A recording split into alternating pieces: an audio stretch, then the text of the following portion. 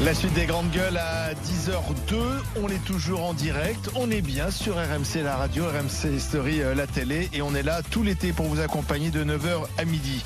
De quoi va-t-on parler tout à l'heure? Vous savez que la gauche se cherche aussi, à la fois un leader mais aussi peut-être des idées et une dynamique pour 2022 après l'échec de 2017 et Laurent Geoffrin, le patron de Libération, a décidé de quitter le journalisme pour se lancer dans la politique et lancer un nouveau mouvement social-démocrate de gauche.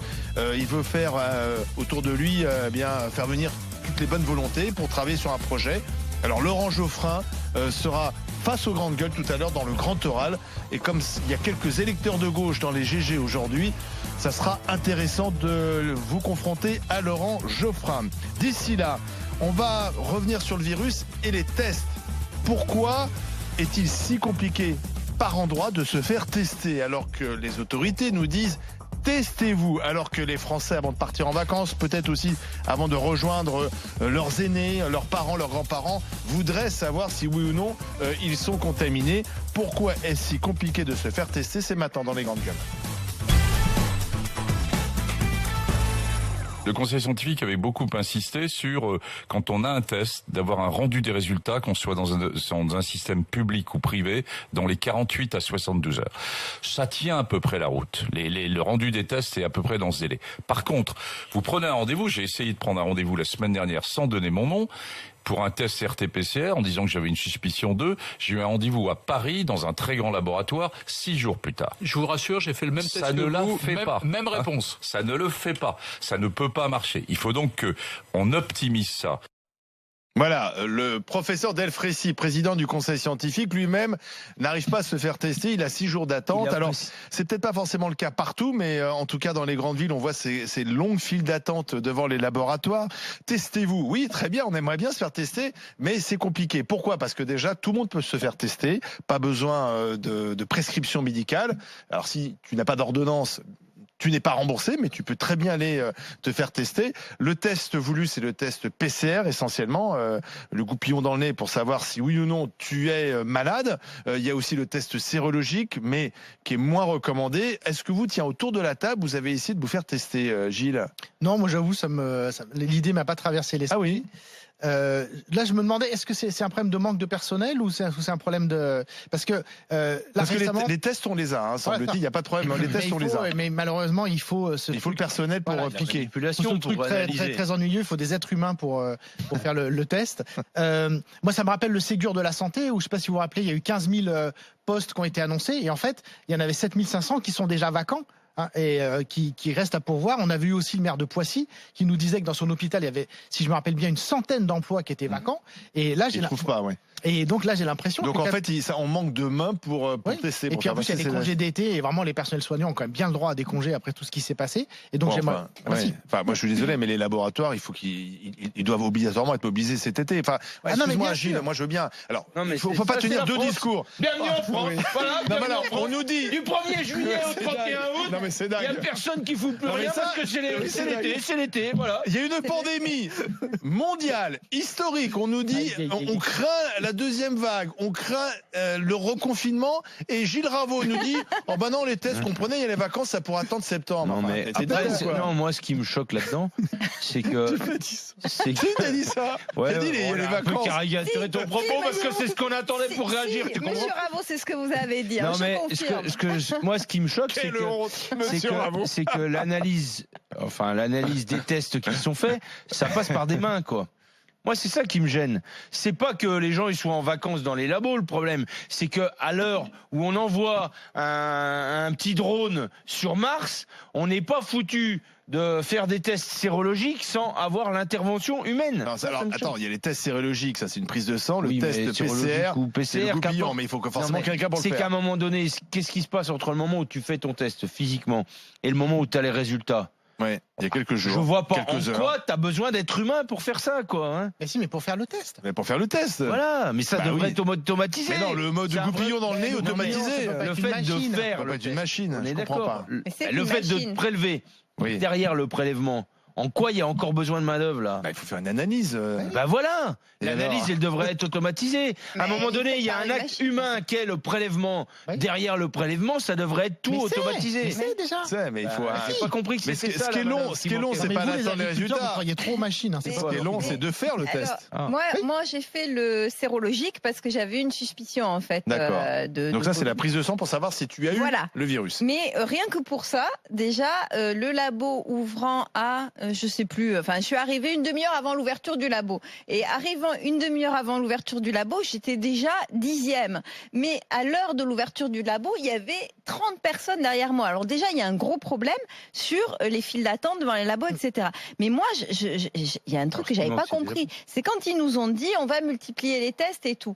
On a eu quelques reportages, alors je sais pas comment les journalistes ont trouvé, où on voyait en fait effectivement des campagnes de tests qui étaient faites dans la rue, il y avait Ouais. des tentes qui étaient installées. À et Paris tout. plage, par Ben, exemple. j'ai jamais vu moi. Non mais moi j'ai jamais Ouais. vu. J'ai déjà vu les camions, tu sais, de l'établissement français du sang pour te prendre ton sang. Ça j'en ai déjà vu partout. Il y en a dans les entreprises, etc.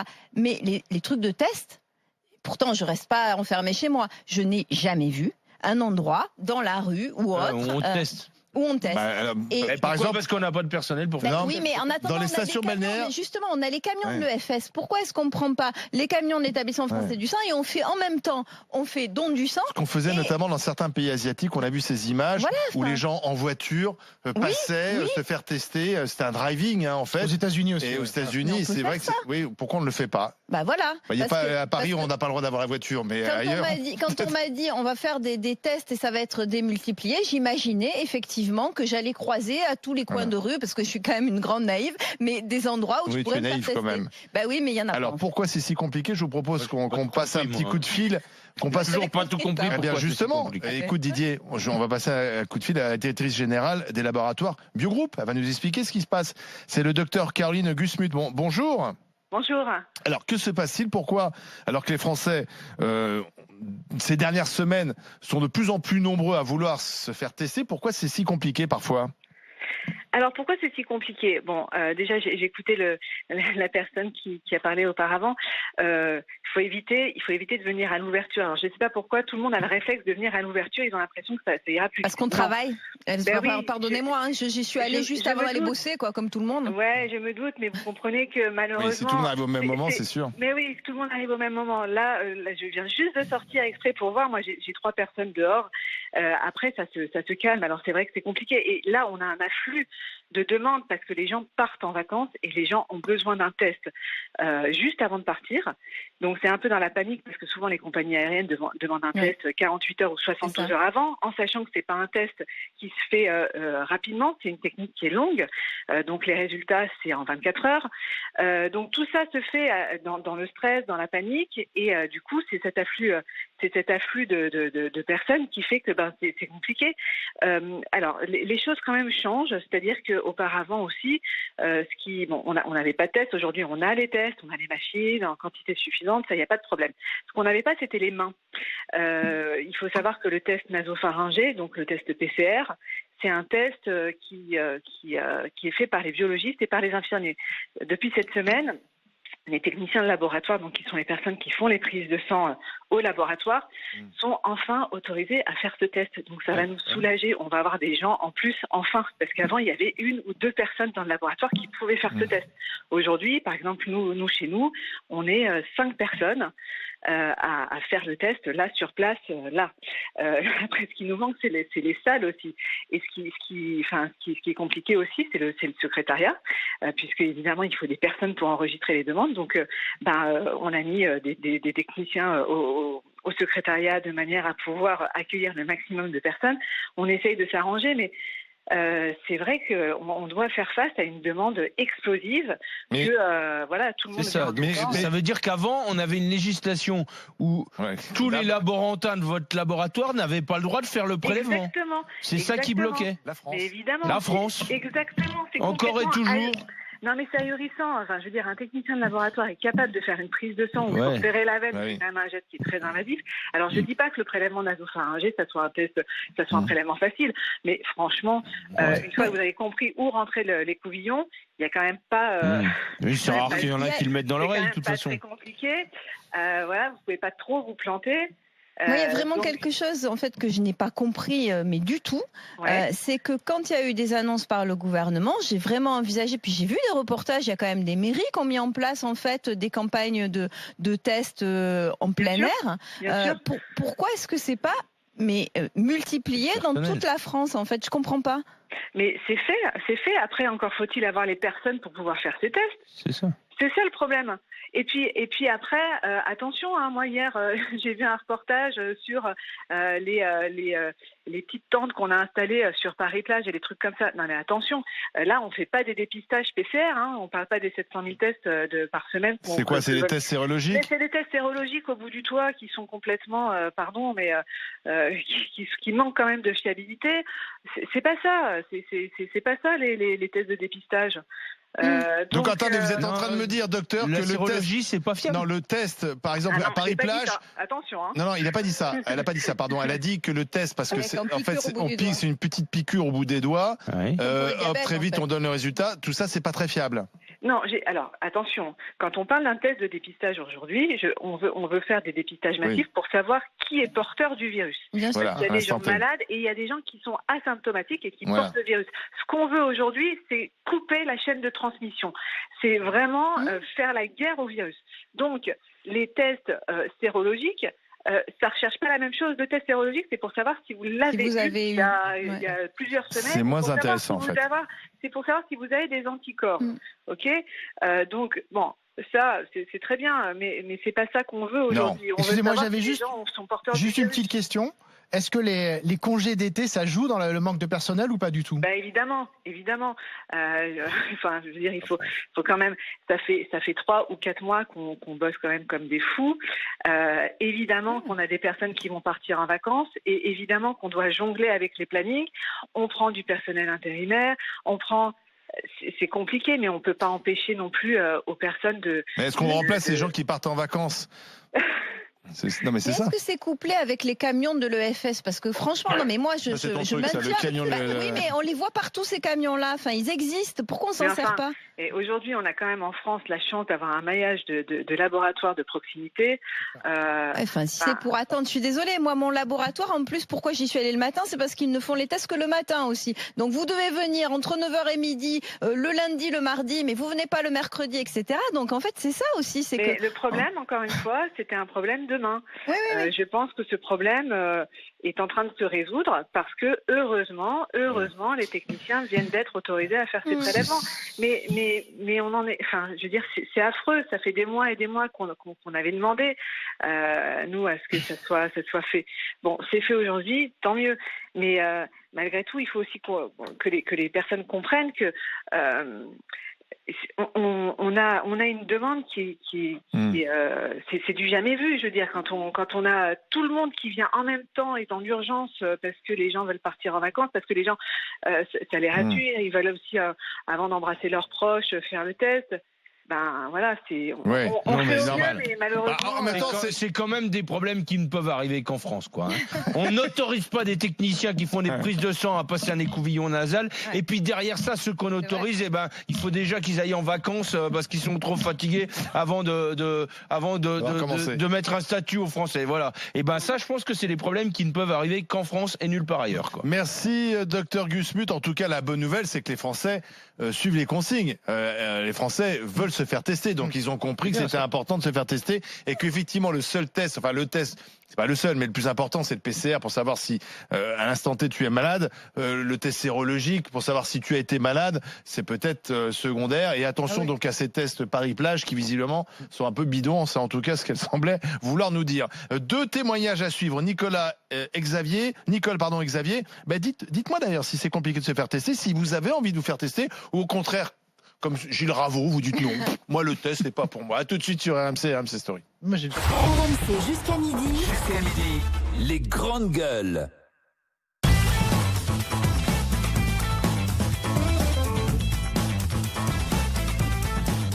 La suite des grandes gueules sur RMC Story avec notre avocate Marianne Soubré, avec le professeur d'économie Gilles Ravaud et l'agriculteur de Saône-et-Loire, notre ami Didier Giraud. Ces tests PCR ou sérologiques, mais surtout PCR, pour savoir si on a oui ou non le virus, Les Français veulent en faire. 700 000 tests de dépistage par semaine, c'est l'objectif que se sont fixés les autorités. On n'y est pas.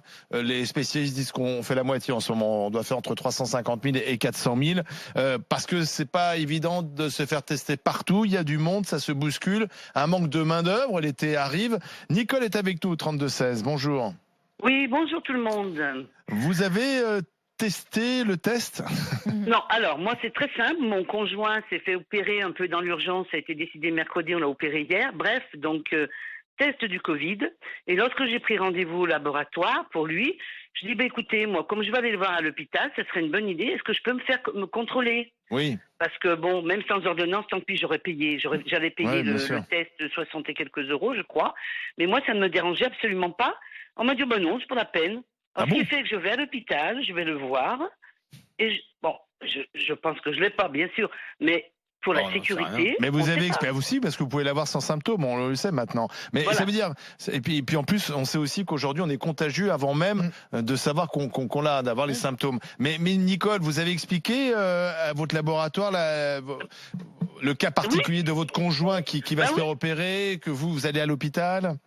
Oui, parce que lui, justement, je prenais rendez-vous pour lui, parce que lui, c'était obligatoire. Donc, comme je prenais rendez-vous pour lui, je lui dis, écoutez, moi, ça serait bien que je me fasse tester. Oui, mais ils vous ont dit, c'est pas la peine, mais vous auriez pu prendre le rendez-vous quand même. Ils vous ont pas refusé le rendez-vous. Écoutez, vous savez, moi, je suis pas trop dans le milieu médical. Si vous voulez, c'est un petit peu dans l'urgence. J'ai l'anesthésie, j'ai le groupe sanguin. Il y a beaucoup de choses à faire dans l'urgence. Le labo, je suis désolé, le labo, la réponse est naze. Le labo ne doit pas dire ça. Peut-être que le labo, il était au taquet, quoi. C'est surtout, Nicole, qu'en réalité, vous auriez pu ailleurs aussi. Oui, puis vous auriez pu dire, mais je prends le rendez-vous quand même, inutile ou pas, puisque vous aviez payé. Enfin, non, mais le truc, c'est qu'ils vous ont pas, ou alors j'ai mal compris, mais ils vous ont refusé le rendez-vous ou pas? Elle m'a dit non, c'est pas la peine. Oui, voilà, quand on dit non, c'est pas la peine. Vous savez, quand vous êtes en train de faire des papiers dans l'urgence, l'anesthésie, ce machin, j'avais pas envie de me battre. Oui, mais vous voyez, là, encore une fois, il y a des messages contradictoires qui sont envoyés. Oui, un double discours. On dit aux Français, testez-vous, allez-y, et quand vous appelez. Vous payez, et en plus, je trouve que votre cas justifie le test parce que vous avez un mari potentiellement fragile. Donc, si vous êtes malade, il faut mieux éviter les contacts. Et puis, en plus, vous allez à l'hôpital le voir. Voilà, exactement. Donc moi, ça m'est venu j'ai eu cette idée, je dis tiens, c'est le moment ou jamais de me faire tester parce que ça sera. Vous avez quel âge, Nicole? 72 ans. Oui, puis en plus vous avez un âge qui peut justifier le test. Il est bon votre labo, dis donc. Vous êtes sûr que c'était un labo, c'était pas une charcuterie? Ça leur enlève rien, mais je veux pas non plus. J'ai peut-être raté le début de l'histoire, mais est-ce que l'hôpital vous a demandé de vous faire tester ou pas du tout? Pas du tout. Non, ils ont demandé pour son mari. Non plus, l'hôpital non plus, Non. C'est vrai que les visites, après tout, ils nous demandent pas. C'est l'hôpital public. Vous venez masqué, j'imagine, quand même. Oui, évidemment. Oui, mais enfin, vous imaginez, on est passé d'une période où on ne pouvait même pas aller voir un de ses proches qui était en train de mourir à l'hôpital. Qui était mort. Et des gens sont morts dans une solitude la plus totale. C'est un véritable scandale. Et là, maintenant, c'est open bar. C'est-à-dire qu'on vous pouvez aller à l'hôpital, on ne vous demande même pas de vous tester. Là, ça a été une opération assez sérieuse. Donc c'est. Non, puis moi, je vais vous dire une chose. Il y a tellement d'incohérences que je comprends un peu les gens indisciplinés. Je les excuse pas, mais je les comprends. Il y a plein d'incohérences. Et on sait plus. Moi, si vous voulez, je suis très fataliste, mais je suis pas égoïste. Donc, ce qui fait que je suis le règlement parce qu'on me dit de le faire. Mais, voilà. Donc, moi, je suis étonnée qu'on m'ait dit non. J'ai trouvé que c'était le moment ou jamais. Bon, il va peut-être sortir en fin de semaine. Donc, maintenant, c'est trop tard. Et en plus, il a quelqu'un dans sa chambre. Ils sont deux dans une chambre.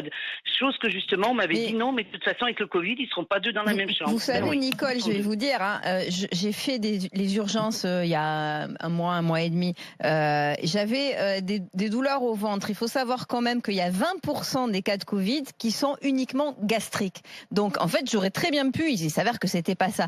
Mais j'ai pas été testée, Enfin, je veux dire, et moi, je suis sortie de là, j'étais quand même allée aux urgences, on m'a fait prise de sang, etc. Ils ne m'ont pas fait le test Covid, alors qu'en réalité, j'aurais très bien pu avoir la forme uniquement gastrique du Covid, ce qui n'était pas le cas. Mais j'ai eu du bol, en fait. Alors qu'aux urgences, quand je l'ai emmené il y a 15 jours, on n'avait pas le droit de rentrer, il n'y avait pas d'accompagnant. Bon, vous savez ce que c'est. Bon, à notre âge, un homme il a 74 ans, puis un homme malade. Alors bon, excusez-moi, messieurs. Oui, c'est vrai. Ah oui, le pauvre, il avait besoin que vous lui teniez la main. Presque. Eh ben, j'ai pas tout de suite, ces idées reçues. Oui. Alors qu'on se plaint jamais. Ben, j'en sais rien. Mais moi, c'est pas des idées reçues. Hein. Bon, ben, Nicole, bon courage à vous. Et souhaitez-lui bon rétablissement. Et bon courage à votre conjoint. Merci d'avoir appelé au 32-16 du côté de Vaux-en-Velin, près de Lyon. Oui, c'est quand même dingue cette histoire. Mais tu vois, ça correspondrait aussi à la thèse où ça manque de bras dans les labos et tout ce qu'on peut ne pas faire, on ne les fait pas, quoi. Hein. Oui, mais en même temps, on peut faire 700 000 tests par semaine. Ouais, mais ça, quand le ministre l'annonce ou le Premier ministre l'affirme, à un moment donné, il n'a pas pris en compte le fait que tout le monde est bien présent dans les labos, qu'on a bien débloqué la circulaire machin qui autorise les techniciens à faire des tests. Enfin, voilà, c'est...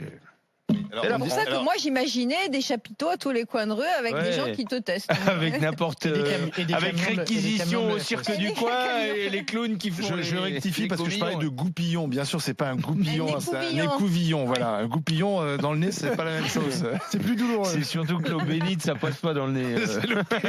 Ça, je sais pas, ça peut peut-être nous sauver. Il y a aussi les trucs pour faire la vaisselle aussi, les goupillons. Voilà, c'est ça. De quoi, la vaisselle? Oui, pour nettoyer les biberons. Ah oui, tu sais pas, pardon. Si, j'en ai nettoyé des biberons, tu sais. Xavier est avec toi au 32-16. Bonjour Xavier. Bonjour. Alors, votre femme travaille dans un labo, c'est ça? Ouais, moi en fait, je vais vous passer la partie technique parce que je suis pas du tout dedans. Oui. Mais je voulais parler un peu du personnel qui travaille dedans parce que depuis le début, on parle beaucoup des infirmières, des gens qui sont en première ligne. Bien sûr. Mais depuis le début, ma femme et ses collègues sont dedans. Des cas des tests, ils sont en première ligne. Bien sûr. Et pour 1 400 € par mois, on ne peut pas demander aux gens de se mobiliser comme tous les autres. C'est pas possible. Il y a des professions qui sont pas reconnues du tout. Ça en fait partie. Il y a une espèce de d'ambiance autour de ce laboratoire où on a l'impression qu'ils sont là que pour nous et que derrière, mais ils ont une profession qui est pas du tout reconnue. Et il faut pas oublier qu'il n'y a pas que le Covid. Ah ouais. Il y a aussi des gens qui ont encore des cancers actuellement. Il y a aussi des gens qui viennent au laboratoire pour des tests sanguins parce qu'ils ont des maladies, pour du diabète. Et donc le Covid n'est pas non plus il n'y a pas forcément que ça, quoi. Votre femme n'aura pas une petite prime? Moi, ma femme elle a la chance d'avoir un laboratoire qui donne une petite prime tous les ans. Mais ils n'ont rien eu en plus, quoi. Ils n'ont rien eu en plus. Alors moi, la partie technique, je vais pas m'en occuper parce que je suis pas du tout dedans, mais le problème, c'est que c'est une profession, depuis le début, on a l'impression, ma femme rentrait, elle me dit, on parle jamais de nous, quoi. Ouais, c'est vrai. Excusez-moi, c'est quel niveau de diplôme? Enfin, parce que c'est vrai qu'il y a des métiers qu'on connaît pas. Ma femme, elle a un BTS biologie médicale. Au-dessus d'elle, il y a un biologiste, donc lui qui valide les tests, mais a fait les prises de sang, a fait depuis longtemps des tests PCR pour d'autres maladies. Ils font aussi tout ce qui est prélèvement. Après, je vais vous passer les détails, mais tous les matins à 7h, ils ouvrent à 7h. Et elle a combien d'années d'expérience professionnelle? Vous disiez, elle touchait 1 400 € par mois. Écoutez, on a commencé, parce que maintenant on est en région toulousaine, elle a commencé à Paris, elle doit avoir quasiment 10 ans d'expérience, quoi. Ouais. 10 ans d'expérience. Alors, allez dire aux gens, allez-y, mobilisez-vous, arrêtez vos vacances. Mais elle va vous dire, mais j'ai quoi en plus pour vous? Non mais c'est ça le problème, Xavier. Moi, enfin, quand je fustige le fait que la France s'arrête, j'en veux pas du tout à votre épouse, Xavier. C'est juste qu'à un moment donné, on est dans un système où la France s'arrête parce que tout le monde veut qu'elle s'arrête. Et les boîtes les labos aujourd'hui, ils devraient dire à leurs employés, écoutez, vos vacances, vous les prendrez en septembre et je double votre salaire ou je mets 50% sur votre salaire pour qu'on puisse passer le cap. C'est ça qui devrait se passer. Mais je suis d'accord avec vous. Mais là, allez dire aux gens, écoutez, on arrête vos vacances et pour vous avez rien en plus, parce que le pire c'est que pendant les jours fériés, ils ont encore des tests à faire, donc du coup les jours fériés, moi, avait un petit peu travaillé. Le dimanche, des fois, ça arrive qu'elle aille faire quelques tests encore, parce que à côté du Covid, la France s'est pas arrêtée.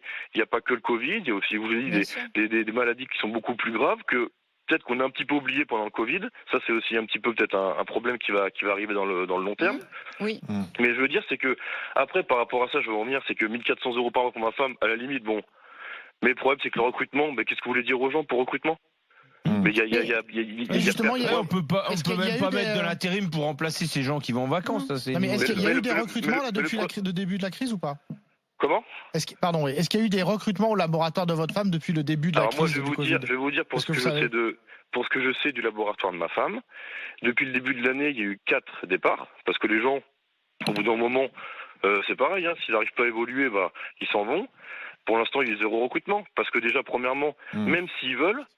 À 1 400 € par mois, il y a une crise des vocations. Il y a personne qui veut le faire. Les gens, après, il ne faut pas s'étonner d'avoir du mal à embaucher. Il y a eu au moment des attentats, en fait, dans la réserve nationale, il y a eu plein de gens qui ont voulu, qui sont inscrits, etc. Et je suis sûre que dans cette réserve nationale, il doit y avoir des infirmières ou des tas de gens qui, à la retraite, qui savent faire des prises de sang. Oui, on aurait pu mobiliser les retraités.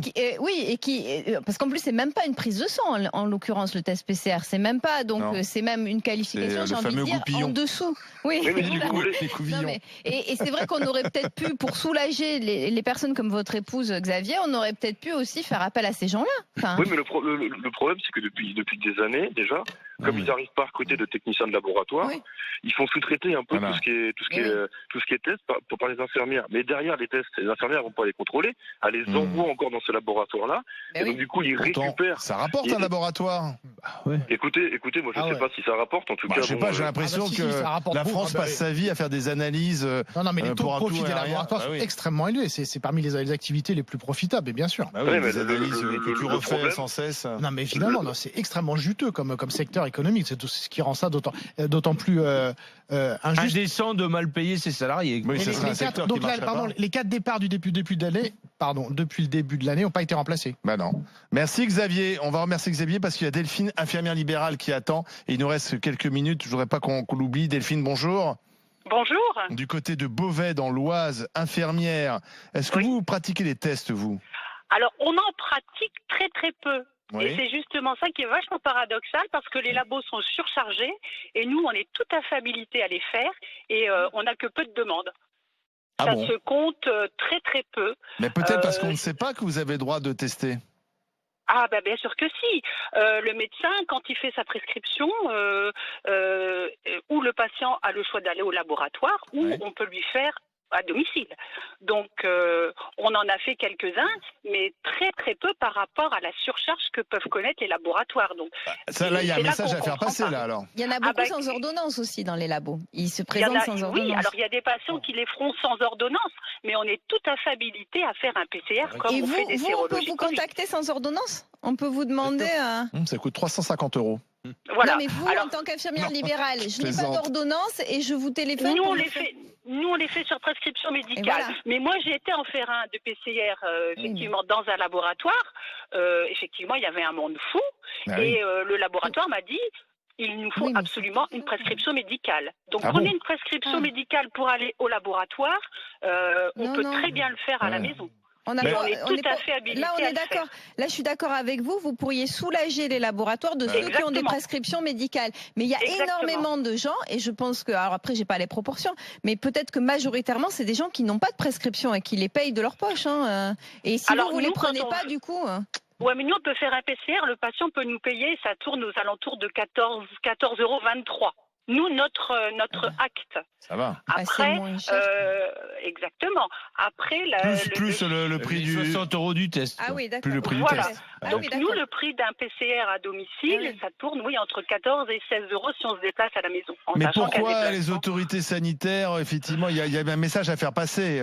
Exactement. Mais pourquoi les autorités sanitaires ne font pas et pourquoi les médecins ne prescrivent pas non plus ou dirigent aussi le patient sur son infirmière, ce qui me semble plus judicieux. Ah oui, oui, tout à fait. Mais vous, quand vous faites des tournées, notamment, est-ce que vous incitez vos patients à se faire tester? Oui, on les incite, mais c'est repayer une consultation médicale à 25 € pour une ordonnance de PCR. Ah oui. Voilà. Ouais, c'est pas simple, on est dans un système pas simple. En sachant que nous, quand on a des prélèvements de ce type, on les case foncièrement pas en plein milieu de tournée, donc c'est foncièrement des gens qu'on fera en fin de tournée, avec l'équipement qu'on a nécessaire, insuffisant mais qu'on a quand même. Donc, les patients n'ont qu'à demander et nous, on est là. En tout cas, nous, sur Beauvais-Tillé, avec mon associé, on est sur le front, mais on n'a pas trop de demandes. Et je ne comprends pas pourquoi les labos sont surchargés alors qu'il y a suffisamment d'infirmières libérales. Merci d'avoir appelé Delphine, parce que comme ça on fait passer le message grâce à vous. Effectivement, les infirmières peuvent aussi nous tester, et ça va peut-être effectivement désengorger les laboratoires avec ordonnance, bien entendu. Merci Delphine d'avoir appelé. Merci beaucoup à vous. Bonne journée. Bonne journée à vous du côté de l'Oise, du côté de Beauvais précisément. Dans un instant, les tendances GG. Alors voilà ce qu'on a repéré sur les réseaux sociaux. Tout d'abord, le geste héroïque de ces adultes qui ont sauvé 2 enfants, surtout j'ai envie de dire réceptionné 2 enfants qui ont sauté du 3e étage d'un immeuble à Grenoble pour échapper à un incendie. Les images sont assez spectaculaires, et heureusement que ces adultes qui étaient situés au pied du bâtiment étaient là pour les réceptionner. D'ailleurs, il y en a un qui s'est cassé le bras en simplement en rattrapant l'un des gamins, des enfants de 3 à 10 ans. Et puis on va danser et peut-être même chanter dans les grandes gueules dans un instant. À tout de suite sur RMC Story. RMC, 9h midi. Les grandes gueules.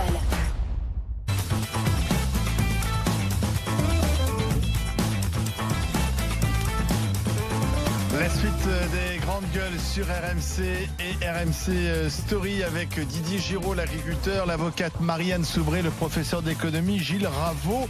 Les tendances GG, ce qui fait réagir sur les réseaux sociaux. RMC. Les tendances GG.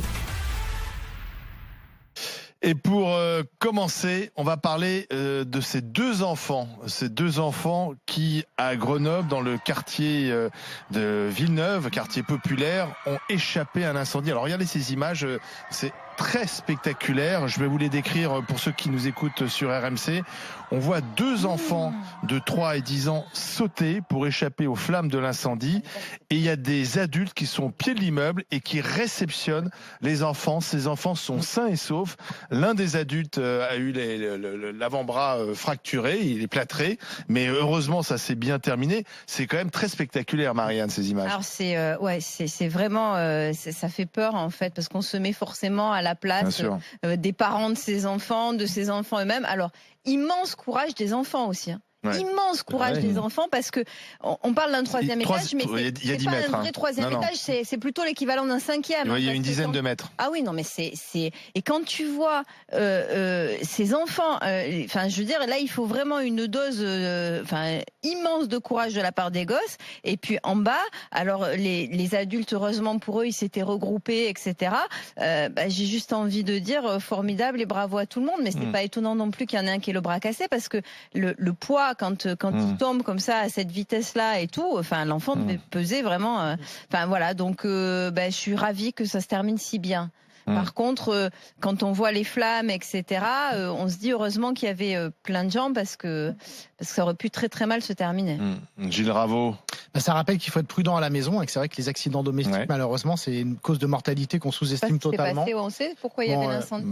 Non, on ne sait pas encore les causes de l'incendie. Mais il n'y avait pas d'adultes avec eux, en fait, qui sont tous petits, ces enfants. A priori non. Alors, j'ai l'impression qu'ils sont 3 et 10 ans.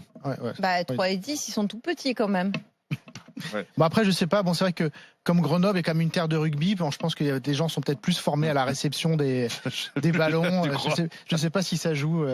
Mais quelle horreur quand on revoit l'image. Mais quel enfer. C'est le grand qui lâche le petit. C'est le grand qui lâche le petit. Et le courage des enfants est incroyable. Bravo au grand aussi qui a l'idée de. Le petit, il a pas eu le choix. Hein. Son frère l'a lâché. C'est-à-dire que le grand a dû, en bas, il devait dire vas-y, sauter. Le feu est très important. Oh là là, regarde-le, le grand. Oui, non, c'est très impressionnant. C'est le grand qui lâche son petit frère quand même. Oui, là, il saute en 2e. Et il le sauve. Oui. Oh là là. Et voilà. Il est réceptionné, et il y a la personne qui réceptionne l'enfant et tombe par terre. C'est un homme qu'on voit et qui arrive. Bravo à ces adultes, parce qu'il faut le faire, parce que c'est pas évident de prendre le risque de faire tomber un enfant, de dire un saute, je suis derrière pour te réceptionner. Si tu loupes, c'est pas la même histoire.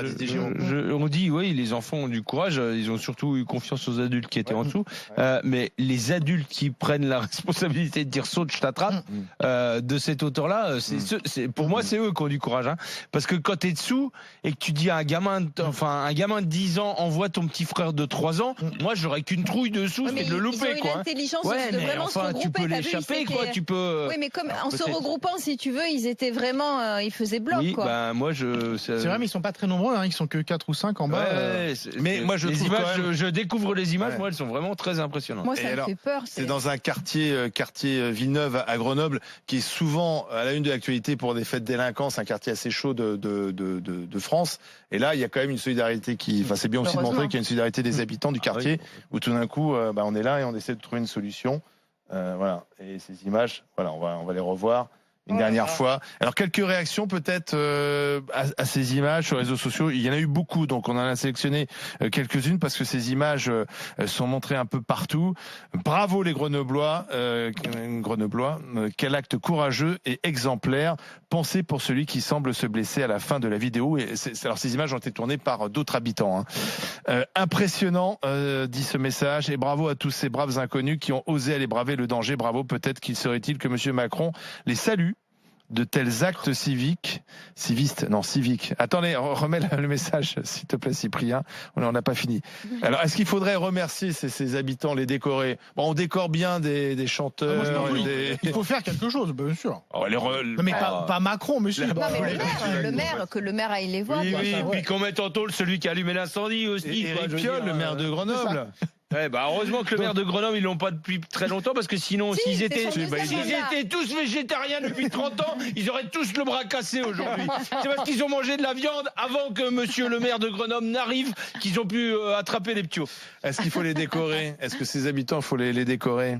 Bah, tu sais, tu as des médailles des villes, pourquoi pas? Oui, moi je pense qu'il faut faire une cérémonie. Il y a une médaille du courage en France. Oui, et puis la médaille de la ville, bien sûr. Mais parce qu'on parlait d'incivilité, mais il faut aussi montrer des gestes civiques de courage. Il faut aussi montrer ça en exemple, pas seulement que le mauvais côté des choses. D'autres messages, Cyprien, allons-y. On parle toujours, il y en a un derrière toi. Il y en a un qui est très loin, mais ça va être difficile de le lire. Alors on parle toujours des problèmes dans les quartiers, jamais de la solidarité et de la fraternité qui y règne. C'est vrai aussi, bien sûr. Là-bas, on n'attend pas les secours pour réaliser que quelqu'un est mort seul chez lui. Alors, oui, c'est vrai, il faut le dire aussi que c'est un beau geste de solidarité. Et autre réaction, j'attends avec impatience une réaction de Jean Messia, de Linda Kebab et de Damien Rieu et de toute la clique de fachos sous couvert de patriotisme. Bon, alors ça, Linda Kebab, facho, ça, il faudrait le démontrer.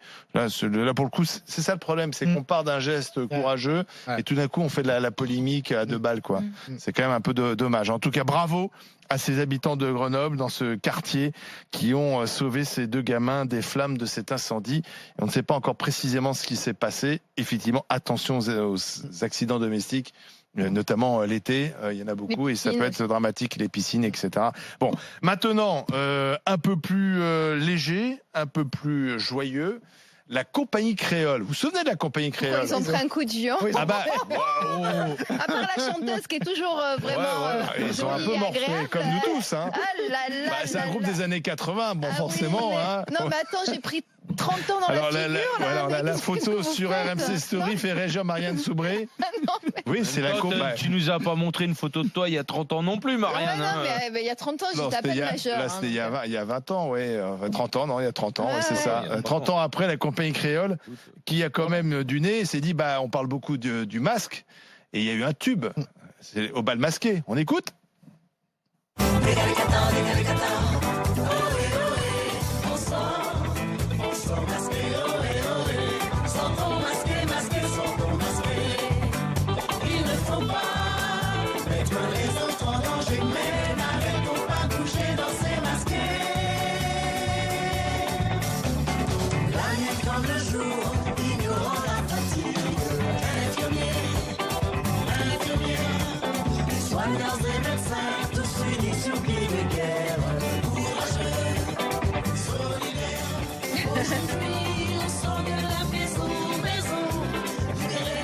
Alors, ces images de la compagnie. Des trucs comme ça. Cette vidéo, arrêtez, ça a été filmé pendant le. Non, mais tu sais, tu crois que 30 ans après, tu vas pouvoir danser avec autant d'agilité qu'à l'époque. Et en fait, ça va pas trop, quoi. Si, ça marche, il lance. Hein. Le tout, c'est qu'il n'y ait pas une caméra, quoi. C'est tout, quoi. Et puis, il s'est couché parce que. Alors, la compagnie. La compagnie créole, pendant le confinement, a décidé de revisiter donc au bal masqué. Ça s'appelle Sortons masqués. Et c'est à la fois donc un message envoyé. Ça évite d'être reconnu. Sur le port du masque.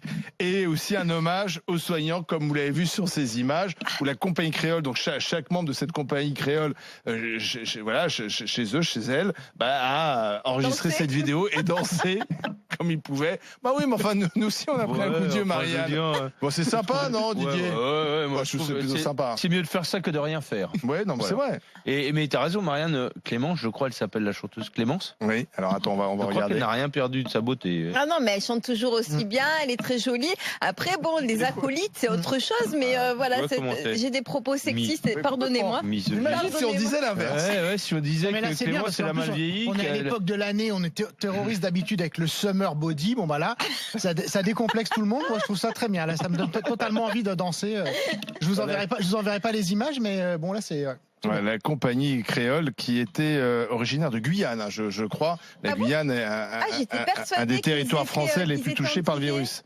Non, je crois que c'est plutôt la Guyane. Et il y a effectivement Clémence, José, Julien, Guy et Arthur qui était un ancien membre. Mais aujourd'hui, il y a Clémence, José, Julien et Guy. Bah, c'est plutôt sympa, non, Marianne? Très sympa. Voilà, la compagnie créole, ça nous a fait danser quand même. Ça continue dans les mariages un peu. Toujours. Le problème, c'est qu'il n'y a plus trop de mariages. Non, et dans les balles quand il y en avait. La vie d'avant, le monde d'avant quand il était bien. Le monde d'avant, mais non, et puis. Attendez, on a retrouvé la vraie version. Alors allons-y.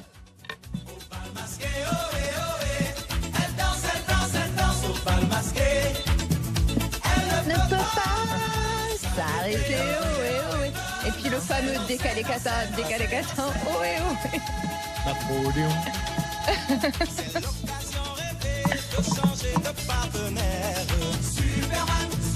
Ah non, mais en fait, elle est très amorale, cette chanson.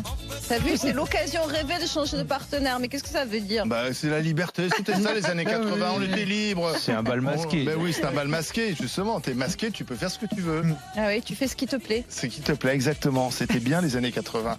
On était jeunes. On peut regarder aussi.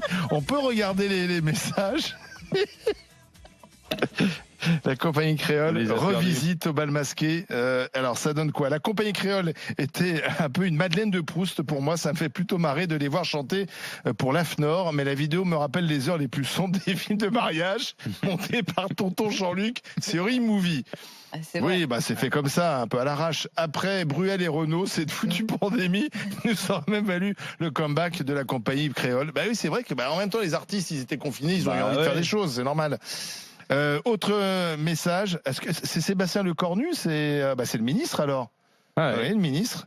Je salue la belle initiative de la compagnie créole qui, en plus de nous faire danser, nous protège du Covid-19. Merci à eux et à tous les artistes d'outre-mer mobilisés pour faire vivre la culture pendant la crise sanitaire. Voilà. Tu vois, ça a même touché un ministre. Faut que ça tweete. Voilà. Parce que ça, c'est sûr que ce tweet-là, il fait avancer le schmilblick du ministère de la Culture. On est d'accord. Ouais, en même temps, le ministre, il est à l'affût et il se dit, tiens. Qu'il fasse d'autre, le ministre de la Culture. Oui, il fera mieux de réouvrir les théâtres. Le Cornu, il n'est pas mis à la culture. Non, c'est Bachelot qui a la culture. Et à l'outre-mer, visiblement. Mélangé. Si on a bien compris, il est à l'outre-mer. Oui, il est à l'affût, il fait son boulot, c'est normal. Bon, la compagnie créole, est-ce que vous pensez que ça sera le tube de l'été? Hier, on parlait d'Aya Nakamura, on misait sur son dernier titre pour cet été. Et là, c'est quoi malheureusement, pour un tube de l'été, il faut des boîtes de nuit. Non, mais il faut des endroits où les gens dansent, etc. Et tant que les boîtes de nuit sont dans cet état laissés à l'abandon, malheureusement, non. Je pense qu'il n'y aura pas trop de tubes de l'été aussi, parce que les gens, ils ont besoin d'endroits pour danser. Ils font comment? Oui, ça c'est sûr. Les boîtes de nuit vont rester fermées encore très très longtemps là, avec les nouvelles consignes. Moi, j'ai pas encore. Oui, j'en parlais avec ma fille justement. Tu sais, j'ai pas encore mon tube de l'été. Donc, je vous tiendrai informé, mais voilà, je l'ai pas là pour l'instant. Aya Nakamura. J'en suis resté à la lambada, moi. Alors, oui, la lambada, non, c'est fini. Non, à un moment donné, Marianne, faut bouger là. Interroge les enfants. Bon, allez. Plutôt tube de Doliprane, moi, pour l'été. Tube de Doliprane pour l'été, d'accord. Dans un instant, on va parler, de la nouvelle campagne choc de l'association L214 qui s'en prend aux méthodes d'abattage et d'élevage de poulets de l'enseigne Lidl. Et en fait, L214 a détourné les campagnes de pub de Lidl pour mieux dénoncer ce qui se passe à Lidl. Le patron de Lidl sera avec nous en direct pour nous raconter ce qui se passe et pour sans doute répliquer. Ça sera juste après 11h. Et puis le grand oral de Laurent Geoffrin. Alors pourquoi Laurent Geoffrin? Parce que c'est l'ex-directeur de la rédaction Libération, mais surtout parce qu'il a décidé de se lancer en politique pour 2022. Alors il ne sera pas lui-même candidat, mais il veut créer un mouvement à gauche qui soit une réponse à Emmanuel Macron, mais qui soit pas la gauche de Mélenchon. Donc y a-t-il vraiment un espace entre Mélenchon et Macron pour une gauche social-démocrate? Alors certains y voient déjà derrière la main de François Hollande qui serait en train d'instrumentaliser Laurent Geoffrin. Laurent Geoffrin viendra s'expliquer, nous dire précisément ce qu'il compte faire pour 2022. Ça sera dans le grand oral. À tout de suite sur RMC et RMC Story. RMC, 9h midi. Les grandes gueules.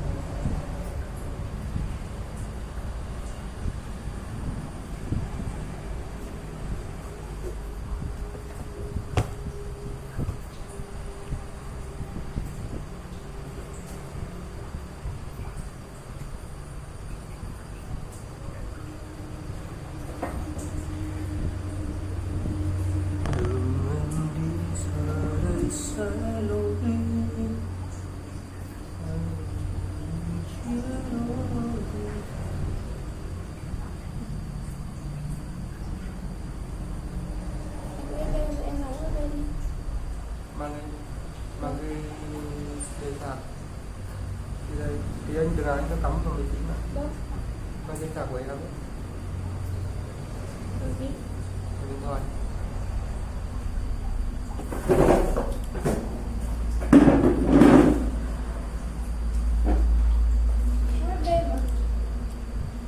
Có USB. Không phải USB có không em mượn thì anh bảo có. Em bảo cái gì? Anh vừa bảo sắp cho em. Em cứ bảo lấy cái sạc khỏi USB rồi. Làm gì có USB? Cầm cái này không? Cầm cái này đang giống USB mà.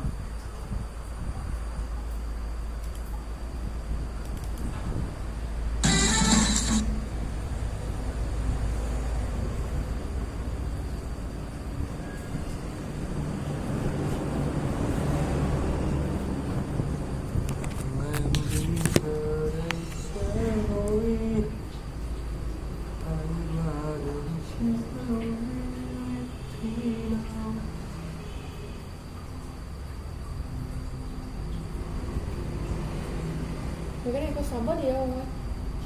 Thế nào? Cái này Xóa được. Xóa đi. Xóa được. Không phải anh cắn nhé. Xóa đi. Xóa đi nó vẫn lưu bên trong không phải?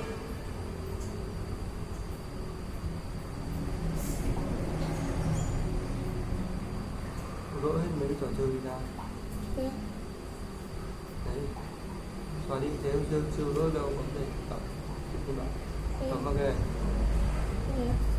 Đấy. Em muốn thắc mắc là em ghé lên tải xong đưa ra ngoài màn hình này, bộ ứng dụng nào ấy. Cái gì? Đây nó tự ra đây. Nhưng mà em tải, em không biết tải ở cái này luôn. Thì nhờ mà anh đang sửa máy tính tải hộ.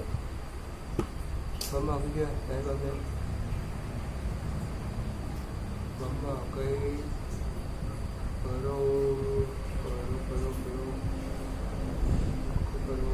program filter kìa. Bên cái hàng cuối đấy trên.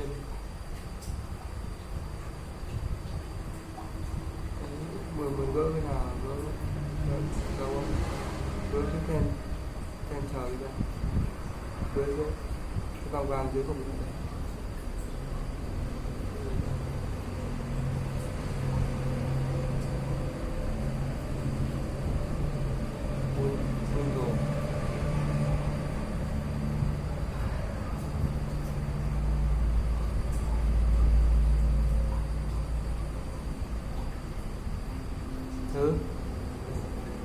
về đâu nữa mà có cái gì nữa thì nữa đấy rồi là nghe cái tờ này nó là sao thì không phiên bản thì không dùng nữa rồi sao đây là cái gì Nikkei Nikkei á Nikkei hay là Trung Quốc Nikkei cái khác đấy là em tải cái lũ Nikkei mà máy này có tiếng Việt mà em phải tải nó em biết để đâu rồi em phải thành thạo đi học văn phòng thôi